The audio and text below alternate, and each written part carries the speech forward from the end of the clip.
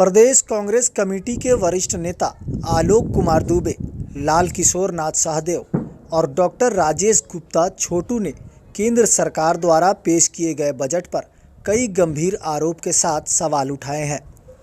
उन्होंने पूछा है कि क्या इस बजट से महंगाई कम होगी, क्या बेरोजगारी दूर हो सकती है? यदि नहीं तो इसका जवाब भाजपा को देना चाहिए। उन्होंने कहा, भाजपा सुरसा की तरह बढ़ रही महंगाई है। पेट्रोल डीजल में बेतहाशा वृद्धि, रसोई गैस सिलेंडर से ग्राहकों की चिंता को रोकने की दिशा में बजट कारगर होगा। इन तमाम सवालों के जवाब भाजपा को देना चाहिए। कांग्रेस नेताओं ने इस बजट पर सीधे तौर पर कहा कि ये बजट लगातार भाजपा के गिरते विश्वास का जीता जागता सबूत है। दरअसल आगामी चुनाव को ध्यान में रखकर ये बजट को पेश किया गया है, ना कि देश को ध्यान में रखकर।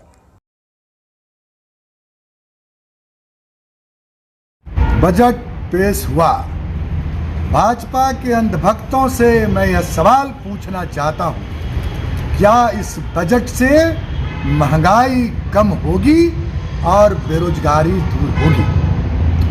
2022 तक किसानों की आय दुगुनी करने का जो वादा था, यह बजट उसमें अगर सफल होता है तो जवाब दें, और अगर यह सफल नहीं है तो सुरसा की तरह बढ़ती हुई महंगाई, सिलेंडर की बढ़ती कीमतें, पेट्रोलियम पदार्थों की बेतहाशा वृद्धि ने देश की कमर तोड़कर रख दी है। 18 करोड़ युवाओं को रोजगार देने का वादा करने वाली सरकार, कुछ हजारों लाखों करोड़ों युवा बेरोजगार हो गए। जो किसान इस उम्मीद पर थे कि उन्हें एमएसपी का लाभ मिलेगा और कोई बड़ा फायदा मिलेगा, वो भी दिखाई नहीं देता है। जिस आयकर नई व्यवस्था की बात यह सरकार कर रही है, वहां भी यह सिर्फ एकमात्र झुनझुना है।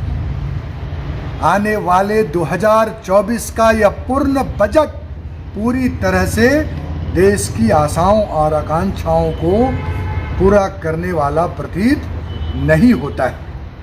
8-9 वर्षों में हमने देखा कि हमारी इकोनॉमी किस प्रकार ध्वस्त होती रही है, और आप देखें, जो मनरेगा मजदूरी है और ग्रामीण अर्थव्यवस्था है, जो हमारे देश की रीढ़ है, उस पर भी इस बजट में कोई बात नहीं की गई है।